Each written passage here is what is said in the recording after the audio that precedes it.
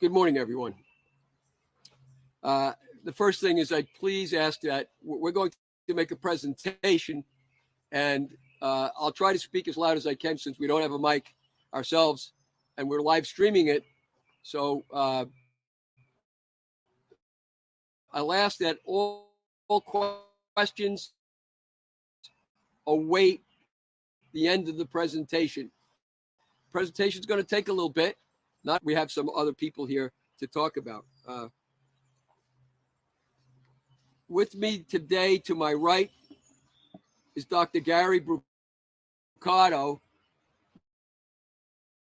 who is a clinical and forensic psychologist, researcher, and nationally known author for his work in the areas of violence, including serial killing, especially serial killing, mass murder, and sexual offenses, as well as severe mental illnesses.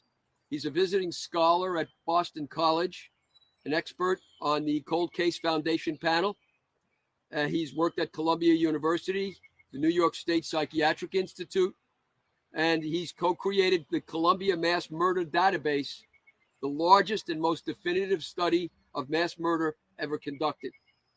He's written nearly 100 articles, peer-reviewed articles, and he's written a well-known book in this field called The New Evil: Understanding the Emergence of Modern Violent Crime. He co-authored that with another doctor. He's presently working in several forensic training programs, and he's a friend of mine, and he's been working with me on this case over the course of approximately a year. So he's here today to do some explaining and connecting of the dots that I'm going to put out there for you with what we have learned, what we have discovered.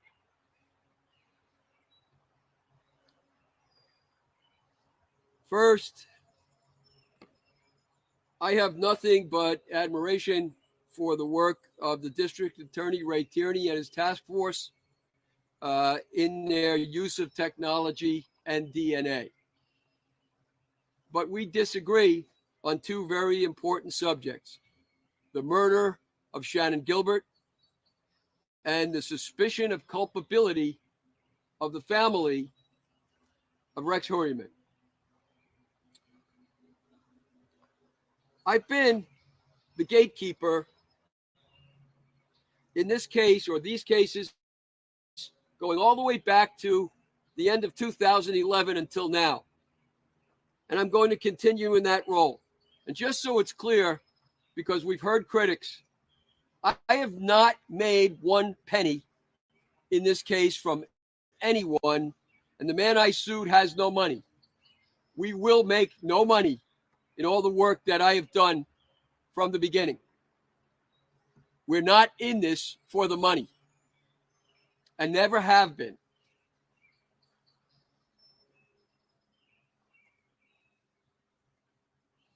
I'm in pursuit of Shannan Gilbert's killers and the full truth in the murders, as I've been from the beginning.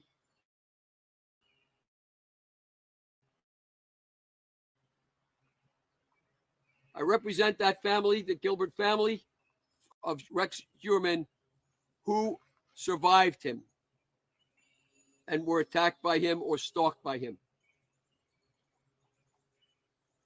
So I'm not here today, by the way, to just speak about exclusively about Shannan, but I'm here to speak about what we have discovered regarding one of the children and the implications of that for the family. Now, look, if you're of the school that you say all that happened to Shannan Gilbert was a coincidence, all those things were coincidences and circumstantial evidence only, no matter how strong the evidence was or is, you say it's not proof enough to suggest that she was murdered, then you don't stay here. You don't need to, and you don't need to watch this conference on streaming on the internet, because you will be disappointed. Most of the things that we know happened, we know from circumstantial evidence. And what we have here is circumstantial evidence. But if you're able to accept that circumstantial evidence can be strong, as a great lawyer once said, as when you find a trout in the milk, that circumstantial evidence can be filled with right-minded inferences, real inferences, inescapable conclusions. This conference is for you. I'm thinking I had a case with a newly constructed wall which tipped over and broke a worker's legs. And it wasn't hard to believe that the wall was defective, even though nobody saw it tipping. That's circumstantial evidence. That's what we have here.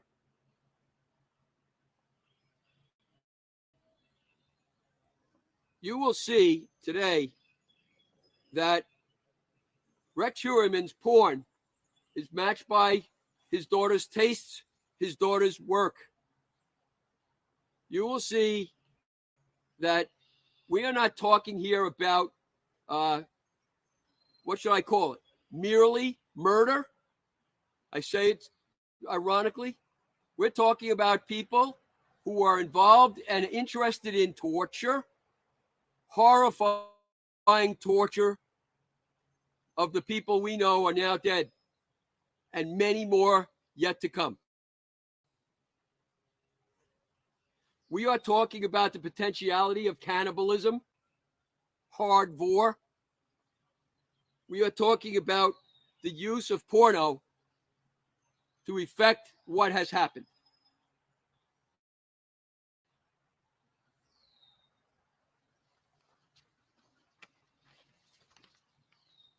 So allow me now to pull back the curtain. You know a person by the company he keeps. Do any of us deny that? You know a person by what they read, what they look at, and that's especially today with the internet, the choices they make, of which there are many. You know about people who agree with you, what you say, what you do, who have the same experiences as you have, who have done what you have done. We know you by the friends you keep. We know you by reputation, the things which in essence reflect you and your experiences. Now, this is Victoria Heuermann. All right, we're giving out this is the first packet. There will be two, and all of this will be online as well. So if we run out, forgive me. By the way, these color ones were extremely expensive, and we have a budget.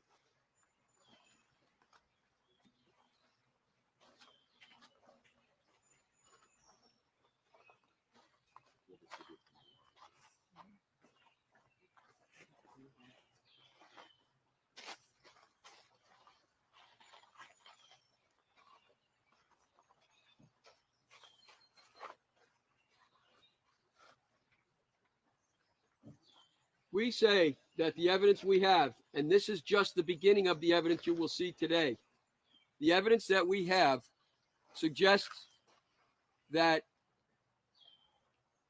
we've been sold a story by the Heuermann family. Take a look at the first page and the picture that's to the right. That's Victoria Heuermann as she tried to appear to the press when you first confronted her at the home in Massapequa Park. There she is in her little girl's uniform. She's 27 years old with a school bag draped over her, her hair in a nice little bun. Very innocent looking person. The other picture is also Victoria Heuermann, as she really is, as she portrays herself on the internet, as she actually looks. We've been sold a bill of goods.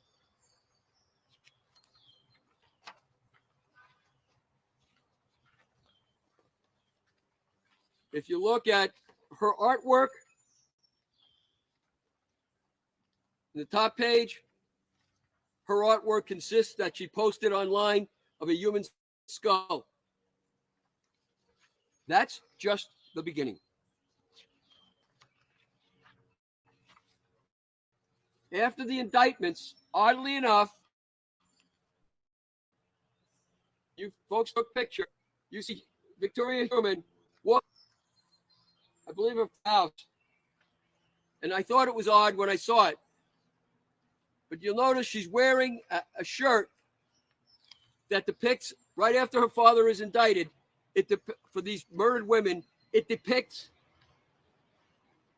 a human skeleton. That's what she's wearing.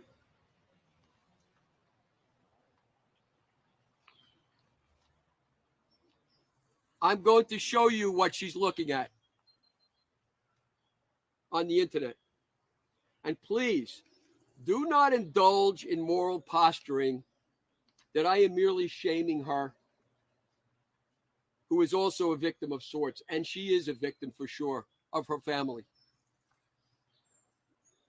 Don't do that, because she's a 27-year-old woman who tore off the cloak of victimhood when she chose to take a handsome profit for herself and for her lawyer from Peacock for openly displaying the pretend picture of this innocent girl, little girl persona who had nothing to do with what went on in that house.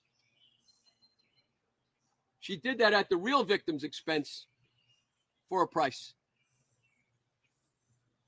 She herself marketed her false image. Her true self, a vastly different self, is fair game because of what she's done. What she has witnessed, what she has perhaps gone beyond witnessing, you draw the inference. I'm not going to feed it to you. You draw the inference.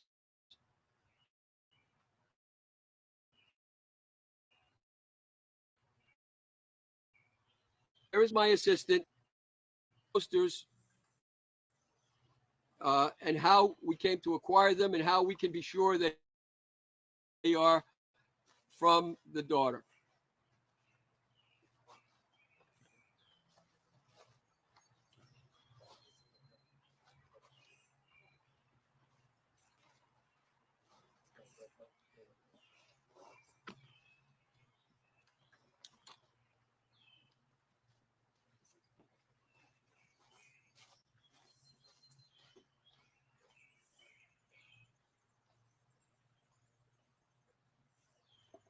So I've introduced Lena, my assistant Nani, and Frances Nakotra, who's a co-administratrix for the estate of Shannon Gilbert and the estate of Mary Gilbert, and has worked with me on these cases for years. Now, Lena's going to talk to you about the technical side of these pictures. We can be reasonably certain that the Tumblr blog, which is what these pictures come from, that the Tumblr account and blog in question, attached in username Vinandimadtour, is operated by Victoria Heuermann for various reasons. First, we see from Victoria's LinkedIn her profile picture. This same profile picture is identical to a selfie posted to the Tumblr account. Vinandimadtour on June 10th, 2018, posted alongside art signed Victoria Heuermann, 12/1/15, as well as a clay modeling of a human skull. Second, Victoria, on her LinkedIn, links to a now defunct website with the URL www.vinandimadtour.art, which presumably once showcased her artwork. You'll notice that this website URL mirrors the username of the Tumblr account and is likely a reference to an Icelandic word or phrase, which I'll talk about later. For reference, Victoria's now deleted Instagram also used this handle username. The same website is also linked in Victoria's Tumblr's biography. If you navigate to Victoria's Tumblr, you will find a tab to view her posts, as well as a tab to view a list of the accounts she follows on Tumblr. Her posts consist of her artwork, some of which is included in the digital file that I will be sharing with everybody today, and printed for you in the packet we will be circulating. And on her Tumblr profile, a single reblog. A reblog on Tumblr is when one reposts a post from another blog onto one's own blog. This single reblog made by Victoria is from an account which specializes in the production and distribution of illustration furry pornography. The reblog post is of the user, which Victoria follows, advertising where their content or Tumblr affected a ban on adult content. For those who are unfamiliar, a furry is someone who is an enthusiast for anthropomorphized animal characters, often portrayed in sexualized fashion. A sampling of this person's content can be found on the Twitter account ebchimera_adult. I might add that these images are not for the faint of heart. It is cartoon pornography, but it depicts various grotesque acts of bestiality. That this person produces grotesque cartoon hentai style pornography is significant, as it is seemingly the only account with which Victoria has engaged publicly, deeming this person's content worthy of a reblog, and that according to the district attorney, Rex Heuermann himself searched specifically for hentai porn, searches which the DA described as sadistic. Victoria's likes on Tumblr are not available for public review. Some counts are. She has chosen not to make hers public. We can look to the list of accounts she follows to inform us as to what kinds of images Victoria is viewing. Upon examination of the roster of accounts Victoria follows on Tumblr, nearly every account is focused on the circulation of furry art and images. Victoria has a preference for furry pornographic material and dark, macabre art, as seen on various accounts. And I'll go into some of these accounts right now. There's Ebony Chimera, a furry porn content creator, NIEH Furry, a furry content and furry porn creator. I Guess I Should Be Thankful, a furry porn and furry content creator who links to a fan fiction account of theirs on a website called Archive of Our Own, which publishes explicit content. This person's works and bookmarks displays a preference for fan fiction with the self-described themes of graphic depictions of violence, rape, child abuse, strangulation, underage prostitution, asphyxiation, and rough sex. Squeak Squad 524, a blog which describes itself as an art blog of Yiffertons, Yif and its derivations being slang terms used by furries to refer to pornographic content of anthropomorphic animal characters. Lilera, the account from which most of these images come, and it's an account which circulates disturbing images of gore, violent pornography, and other fetish content. The content creator describes themselves and their blog and their bio as a gore whore, with content warnings, self-described as extreme gore, hard vor, violence extreme, vor being cannibalistic imagery of a victim eaten alive. This is to quote the dictionary, the prey's flesh being ripped, chewed, or bitten, resulting in horrific injuries and often loss of life. According to a translator familiar with Scandinavian languages with whom we consulted, Victoria's account handle Vinan de Madtour may itself be an allusion to eating and consumption a disturbing reference when considered in the context of the hard vor fetish content Victoria views and follows.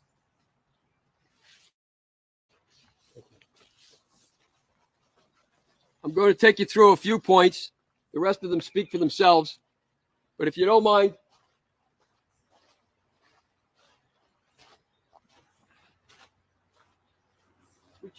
there are many pictures besides what I'm showing you that she's looked at that are equally as bad, if not worse. We just thought these.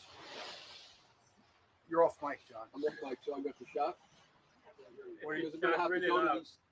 you want to talk on the mic and then explain it? What do you? Shall I just stay there and point? All right. I'll try. Yeah. Yeah, why don't you talk on the mic and say which picture and then we What'd edit you the say? picture. All right, fair enough. All right. I have to be able to see them. That's the trouble. Do you want me to bring them to you? Yeah, That's a good idea. yeah, yeah. The hanging one You can hold them right behind them. right there. Thank you. That's a good idea. We chose these pictures because of the significance in relation to Rex Heuermann as well as his daughter, Victoria. Take a look. It's people hanging. That's what she's looking at. But look particularly at this particular person hanging. There's a shoe missing.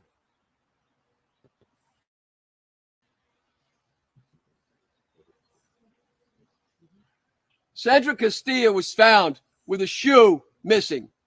This seems to be a fetish that was indulged in by Rex Heuermann, a fetish that is depicted and looked at by his daughter. That's a connection.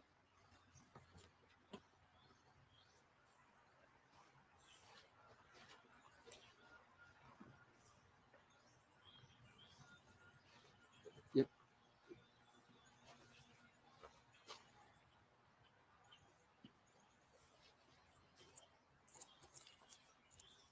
Perhaps this is a stretch and perhaps not, but look at the hairstyle and consider Rex Heuermann's hairstyle. But this is a picture of a person who's hung. Remember that Rex Heuermann is using points to hang people.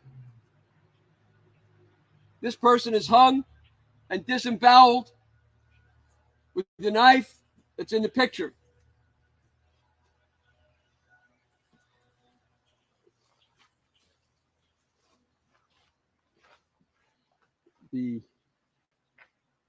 Yep.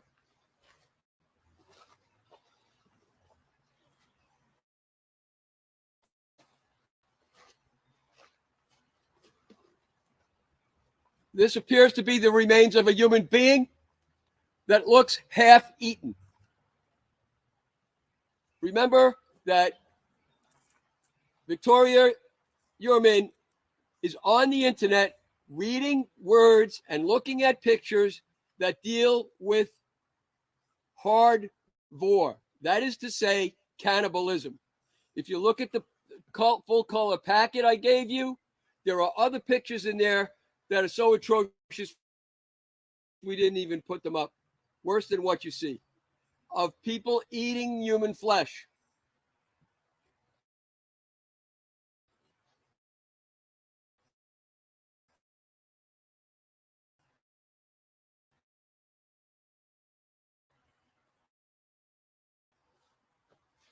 Look, it has a strange familiarity when you see it because the torso shows that the arm is chopped off at the elbow. And the head is, of course, disconnected as well. And the body is being cut up into pieces, the hands, and so on. Who does that match? Jessica Taylor? Valerie Mack?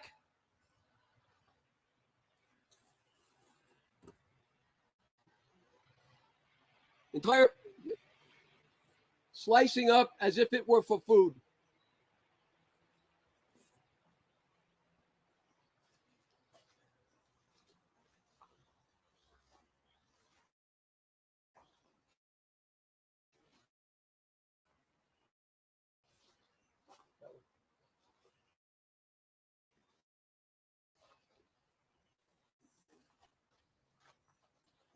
female human body, completely disemboweled in the front, with her entrails hanging over her vagina and her legs chopped off.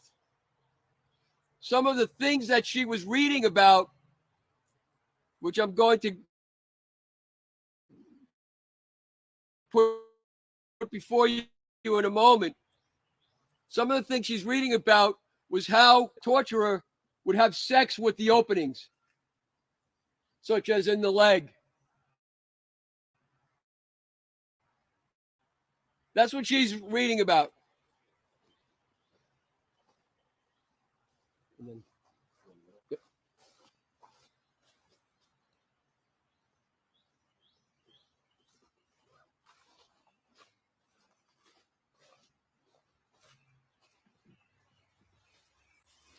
This is very interesting. Here is a woman. There's a woman who's completely garroted by the horns of a deer head, which is a favorite theme in this book picture she's looking at. Deer, they have to do with witchcraft. And you can see what's happened to the woman. But notice, there's a marsh in the background, and this woman is laying on her back, just as Shannon Gilbert was found. Make of that what you will. In your packet,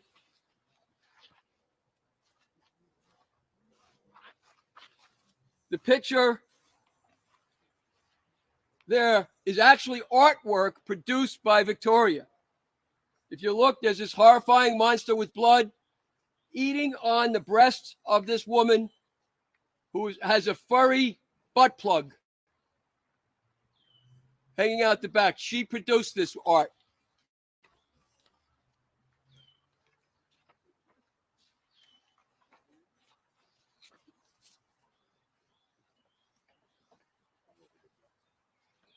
Yeah, thanks.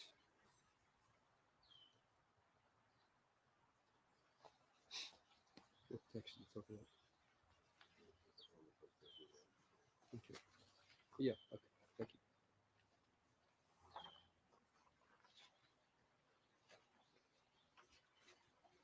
You'll notice in one of the other pictures, there's a room that looks like a basement with blood all over. Sound familiar? Does it match Massapequa Park? Quite possibly. Could you repeat that, please? Sorry? Could you repeat that? It's hard to repeat. I'm doing it by... This is a picture of what appears to be a basement with blood all over it. Remind you of the basement in Massapequa Park?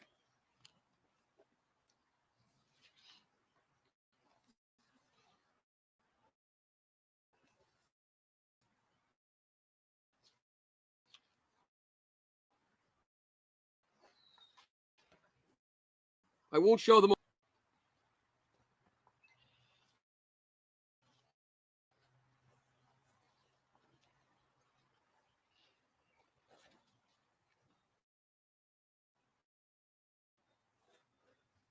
Interesting. Take a look at the neck of this person being chopped up.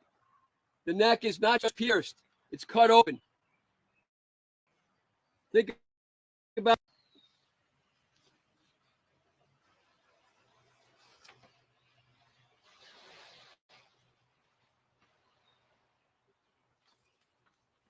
here's what she's reading. Don't be scared because I said I wanted to crack open your chest and play in your blood. I'm not a scary person. Murder is very romantic. By the way, remember, her father is looking at the same items.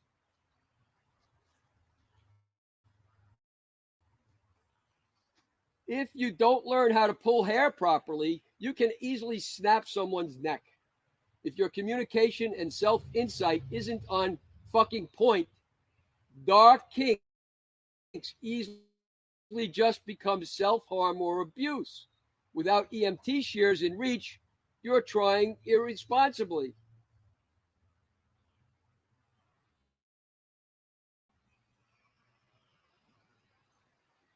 If you're playing with drowning or waterboarding, a 2-second fuck up can kill.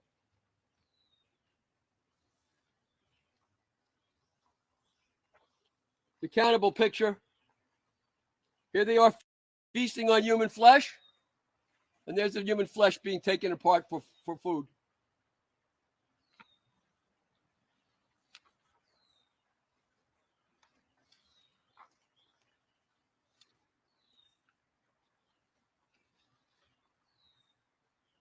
Reading. It's entitled Brutalized, brackets, Hot Sexy. Being drowned in a bathtub, bonus points if it's full blood.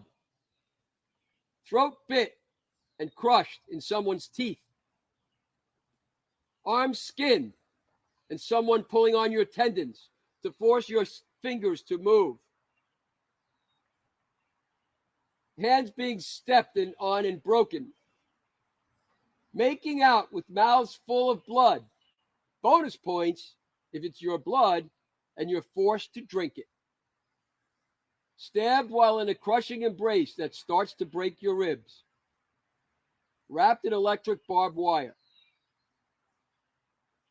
High-powered shock collar and muzzle.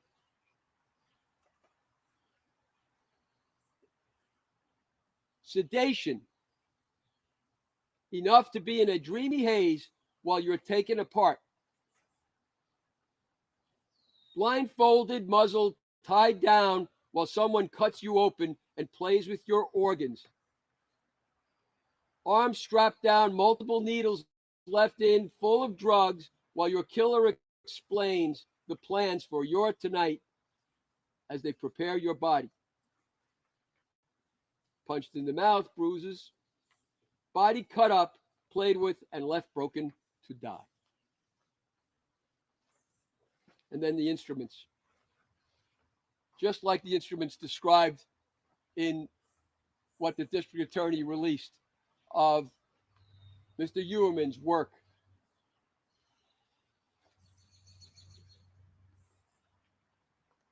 These are posts that did she repost these? These are posts, circulated by blogs that she follows. Listen, yes, it's technically illegal to keep a person chained to the wall in your basement. Use their holes, HOLES, holes, whenever you please, and treat them as nothing but an object for your pleasure. But you're not a person, so what's the problem?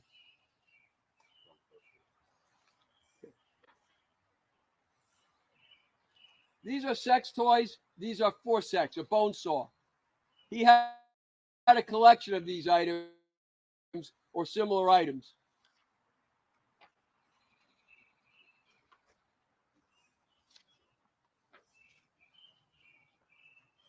Chains with points, hard points. He used hard points. He refers to it.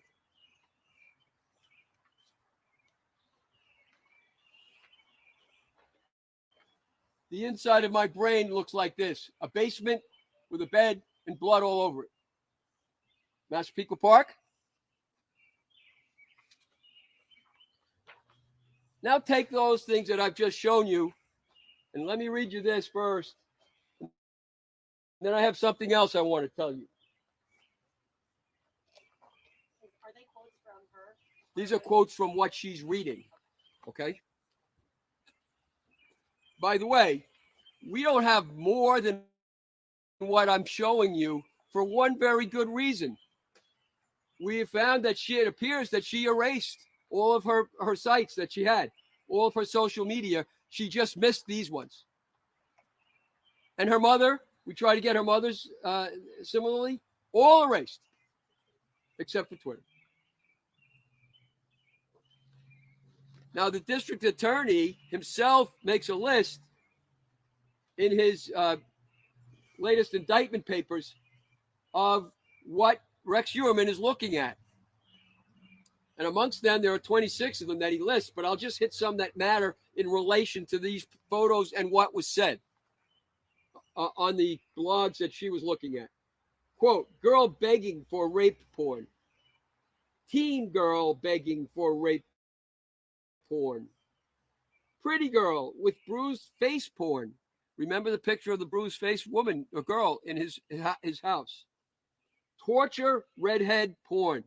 She's a redhead, the daughter. 10-year-old schoolgirl. Lips cut off. Skinny redhead tied up and raped.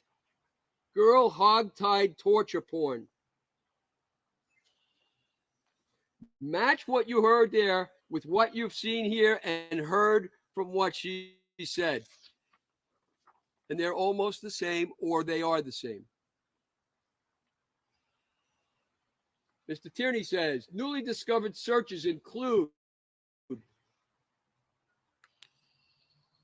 these are the films he's looking at, or that Heuermann's looking at. High tits, ball gag. And we have pictures that she was looking at of ball gags with blood all over the face of the person who has it. They were both interested in ball gags. Medieval torture of women speaks for itself. Long Island Mistress BDSM.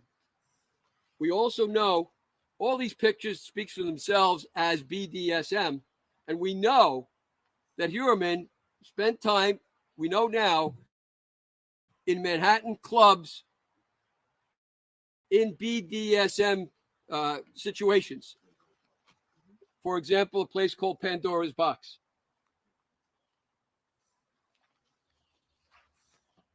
When you take all of these things collectively, are you going to be able to reasonably say, well, just circumstantial evidence? Who knows whether the mother really knew what was going on in the house? Who knows whether Mr. Heuermann had anything to do with what happened to his daughter? You can take one inference is that this poor girl was brought up in this sickness. And don't think for 1 minute, from what you now know, that Rex Heuermann was cutting people up, removing their hands and heads and so on, just so that he could avoid identification. That isn't even true. We know he left the tattoos on, he sliced them up. He knew very well he could have just cut them off, and he didn't. He's not caring too much about identification, although he is that too. He's enjoying what he's doing. Look at what he is reading, what his daughter is reading, what they're observing. It's BDSM to the max. And it's demonic. How else do you describe it? This house, are you surprised at the way it looked? It matches the demonic life that they're living there. Why do you think they haven't left after they know that murdered bodies were in that home? There's much more to be said on that. I say to you, you draw the inferences. You draw the inferences. But how can you escape some meaning to what we have discovered? How can you escape it?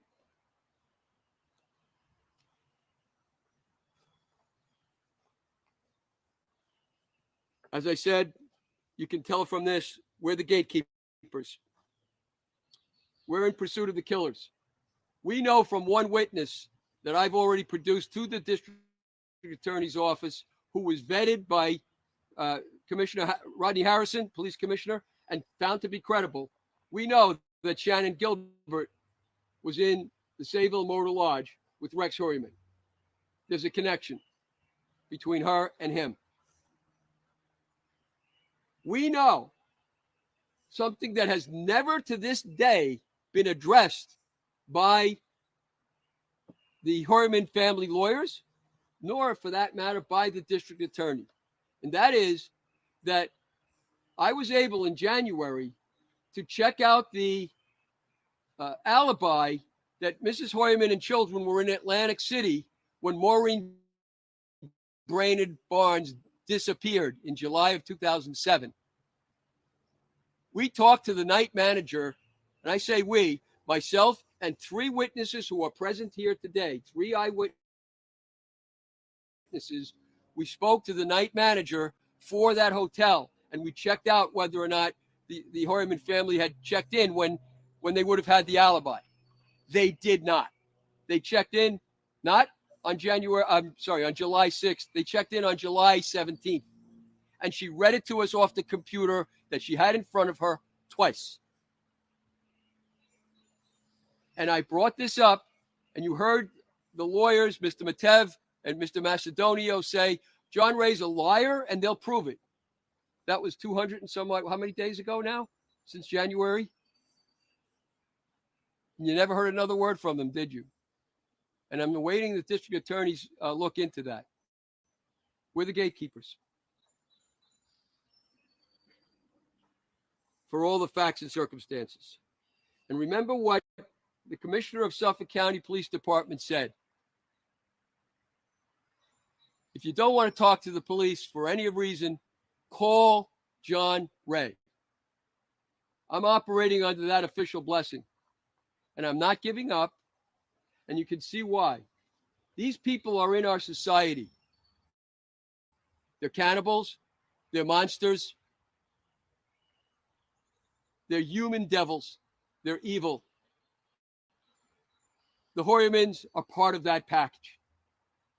Now, with me, I mentioned Dr. Brucato, who's here to address some of the things that I have just now mentioned. Gary? First of all, is everyone hearing me all right? Everyone hearing me well? First of all, thank you to Mr. Ray and his team and to all of you. And I'll begin that we dedicate everything we're doing today to the victims and the titillating details of what an offender has done, as much as trying to prevent those horrible things from happening in the future by understanding these people.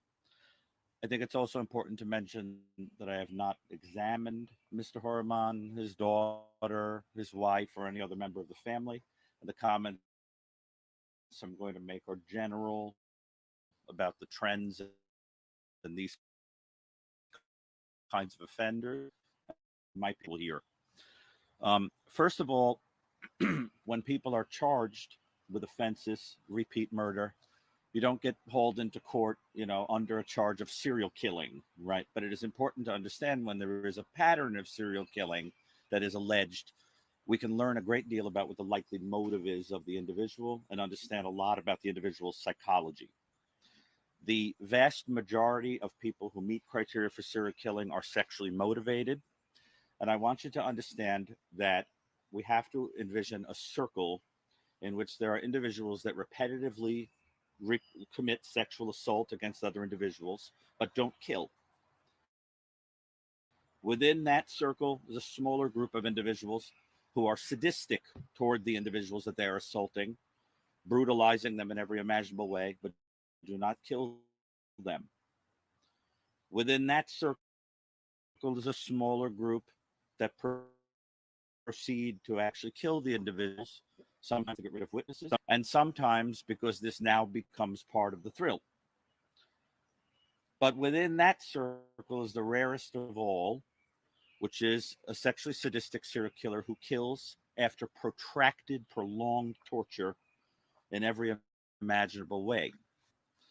And it is in that tiny circle that we would be placing Mr. Heuermann if he is indeed guilty. It is important to understand that individuals like that are motivated partially by sadism and partially by a kind of intellectual boredom, a stimulation.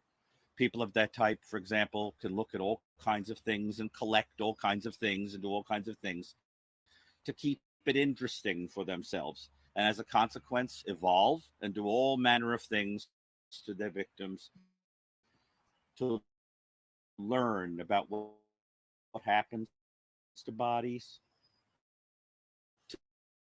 to see what causes the greatest thrill. Now, regarding the things percent, it is estimated, but that leaves, by some estimates, 20% that do operate with other people. That can be a group of people that are all interested in the same perversions.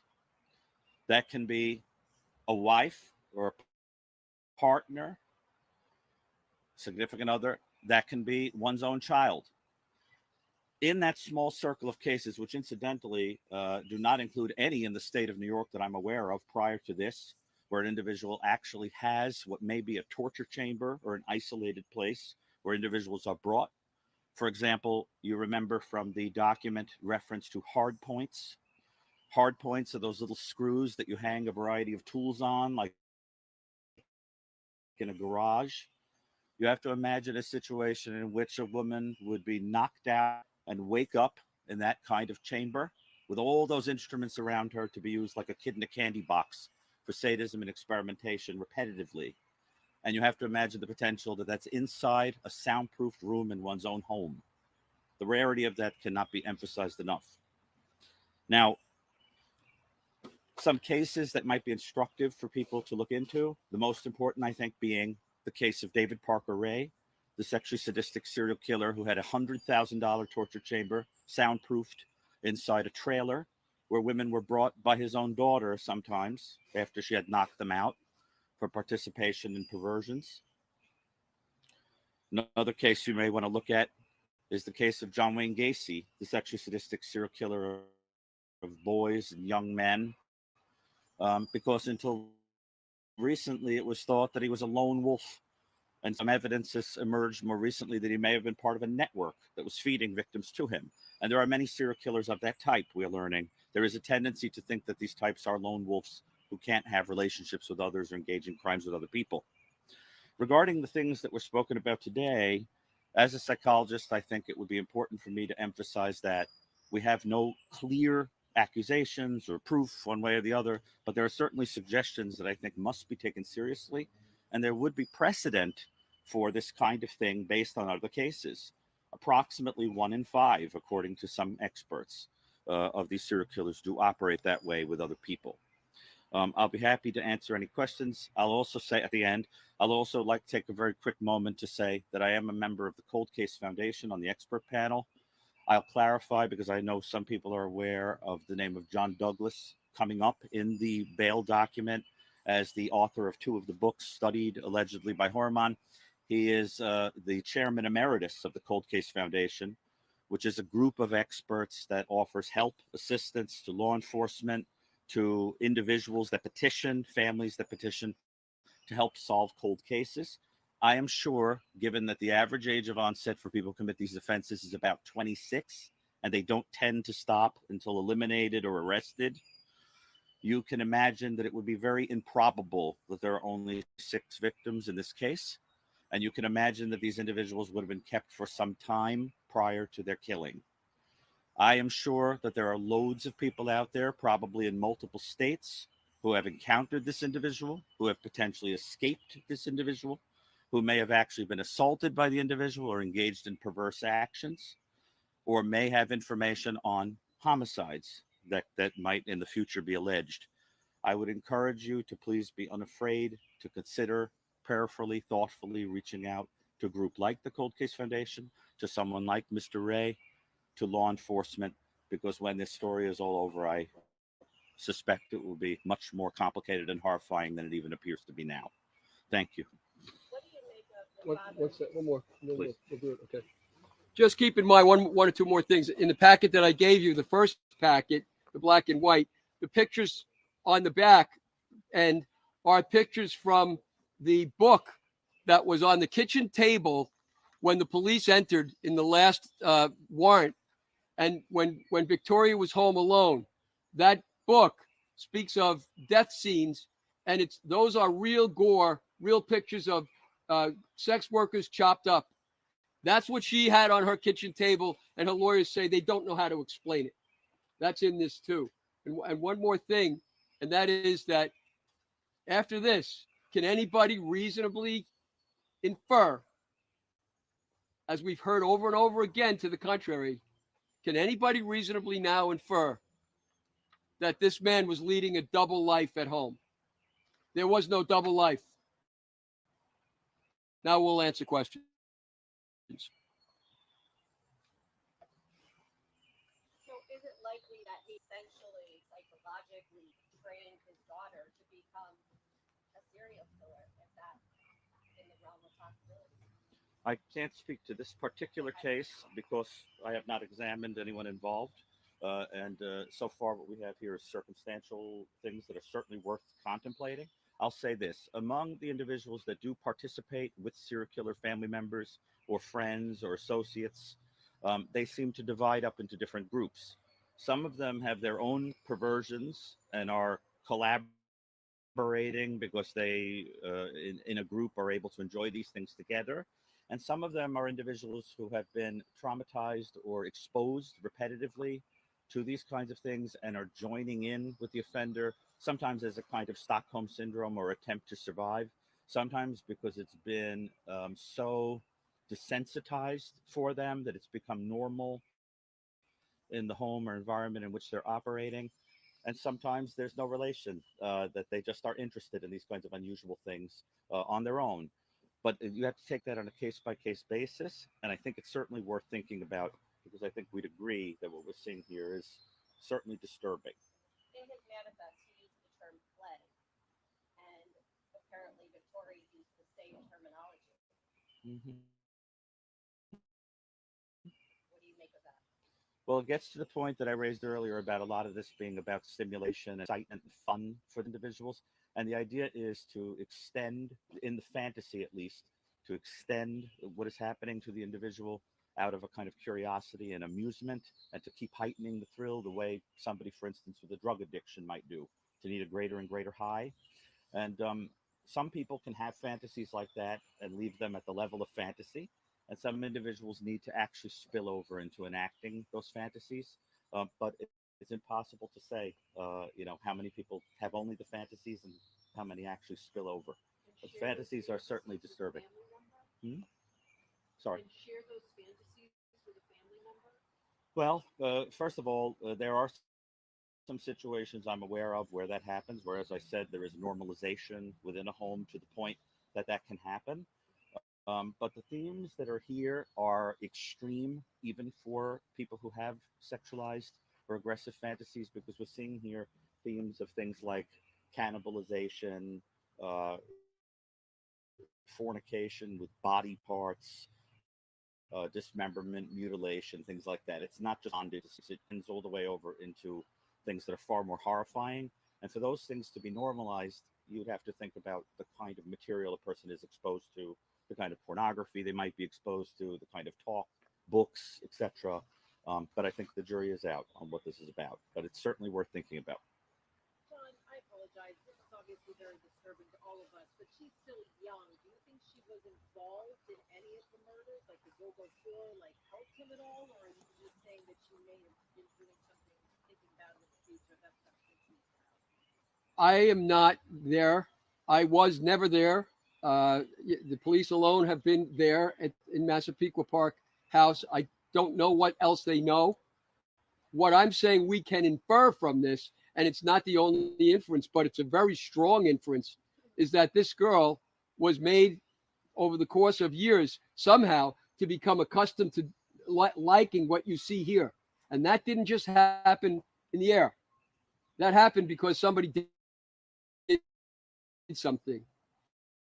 And, you can take it from there, take the rest from there. That's what I'm saying. She's in a circle of suspicion as to some activity that's involved here, not least because we know that her hairs are found on the dead bodies. If there was no double life like you suggest, are there civil legal ramifications? There certainly could be civil legal ramifications for the Heuermann family, each of them. They're pretty extensive, I imagine. I'm not looking to pursue them myself. I'm not looking to sue them or have a civil case against them. It's nothing to do with me. But there could very well be, yes. John, are you saying that you believe that Shannon Gilbert was the victim of Heuermann? I'm not saying that Shannon Gilbert was certainly a victim of Heuermann. I am saying what we do know. And we know if that witness who was credible told the truth, the taxi driver, that Heuermann knew Shannon Gilbert. And that makes a lot of sense. If we follow the trail of Heuermann, I know that Heuermann was a very gregarious fellow from the witnesses I've talked to who've come and talked to me and given me statements. And I know that he spent a lot of time in various bars and places where there were strippers and dancers and that sort of thing around Long Island and in New York City.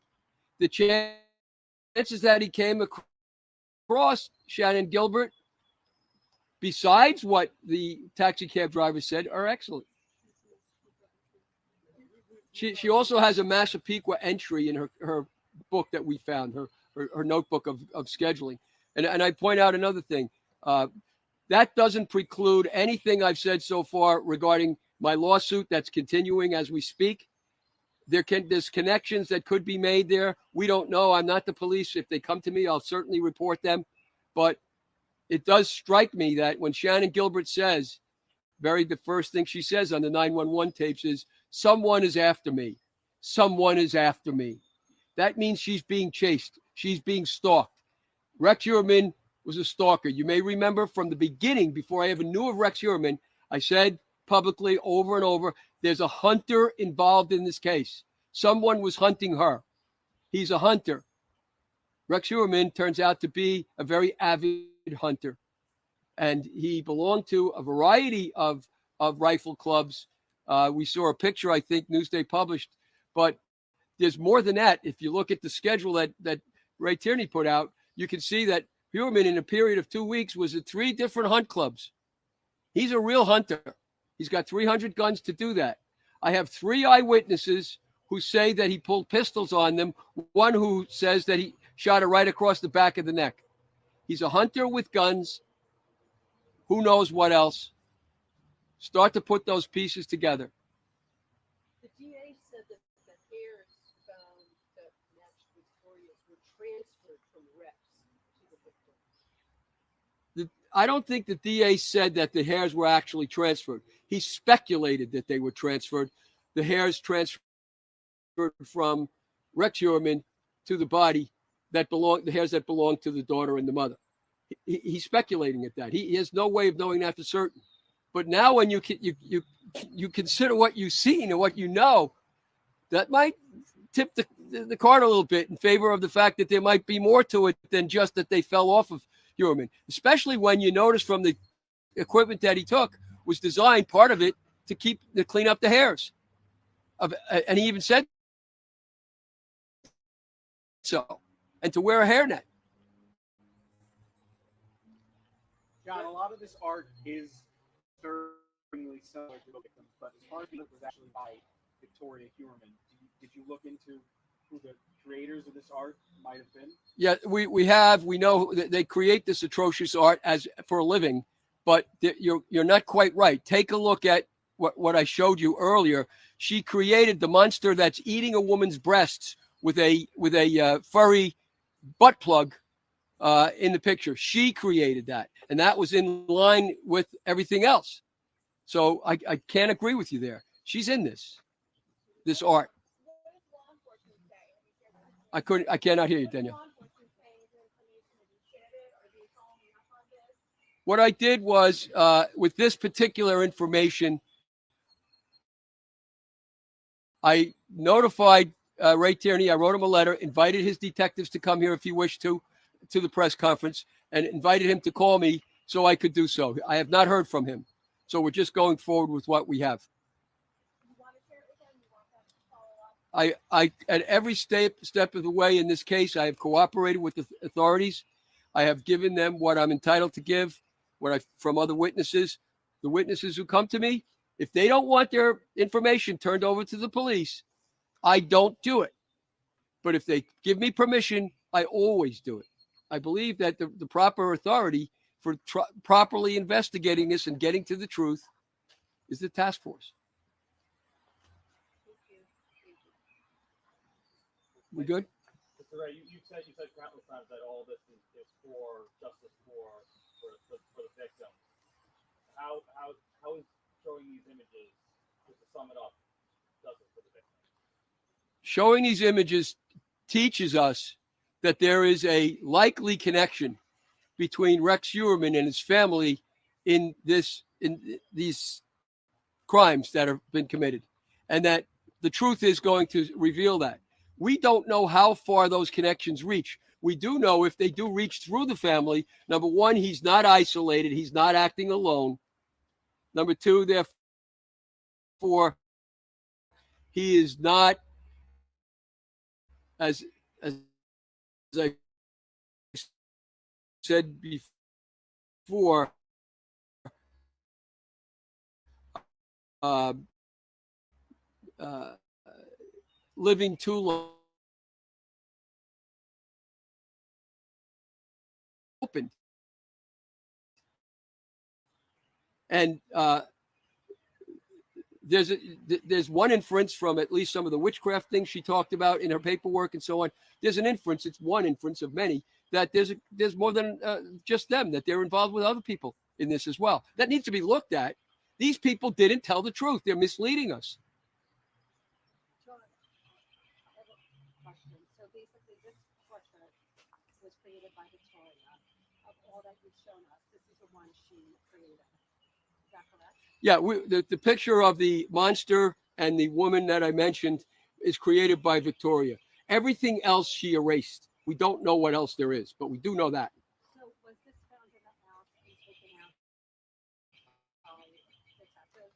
I don't believe it was found in the house, but I don't have their inventory. I don't know. But that's on, we connected it, as Lena has told you and explained to you, and we've given you that explanation in detail for your use because I know it was highly technical. You can see that she can connect that with the other things that Victoria was looking at. Are you sure she created it and not just posted it? Her signature actually appears on it. Doc, Okay. can you just say and spell your name? Yeah, sure. I'm John Ray, Johnray. Now the doctor. Dr. Gary Brucato, Gary, B as in boy, RU. In college, you do the scholarship credentials again? A visiting scholar at Boston College. I'm in private forensic practice, and I'm in private practice for general psychotherapy at Clarity Therapy in New York City.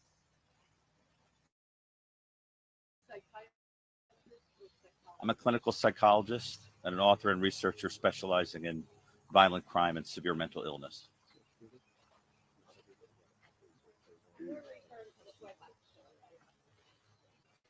You need a pack. If you didn't get one, give us your email. We'll give it to you. We have it. So you can have everything. Okay. Thank you.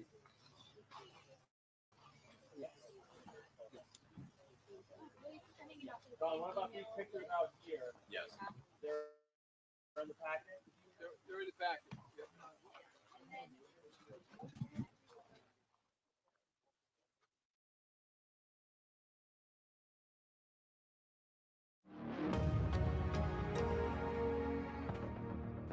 Depictions of cannibalism, dismemberment, and violent pornography. Part of the circumstantial evidence put forth, keyword circumstantial. Digital content allegedly shared online by.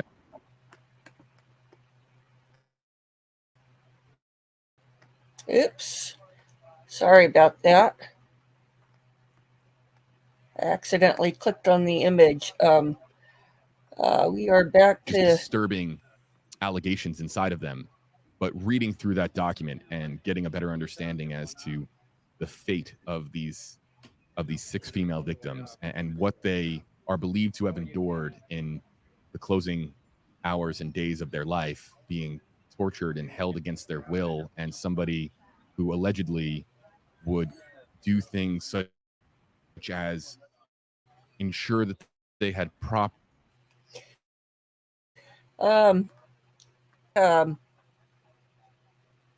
he may have held some of these victims for quite some time, and there was mention I saw something about a secret vault in the house. I need to find out more about that.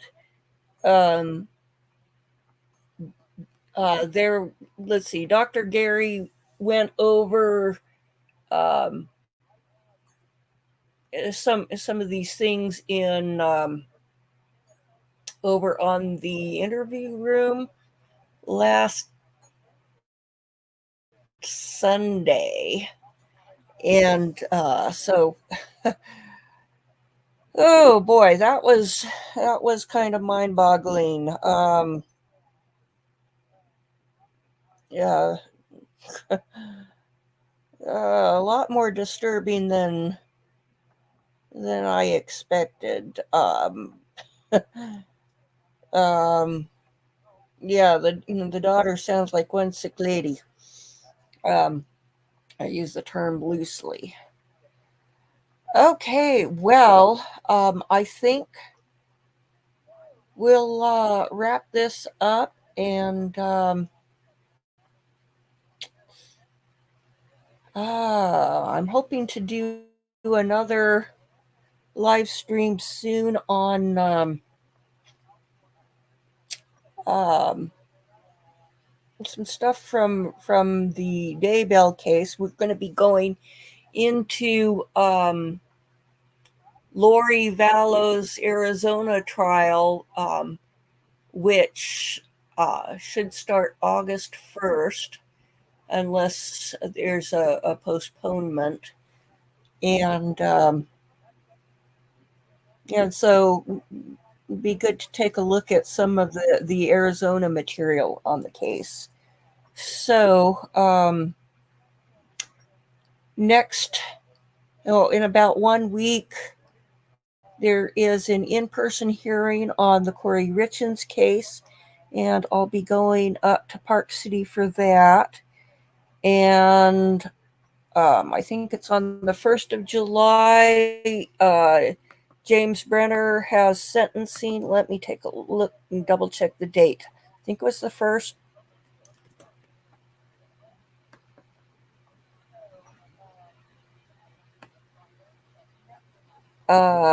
Yes, the 1st at 1:30 p.m. So, and I feel pretty sure that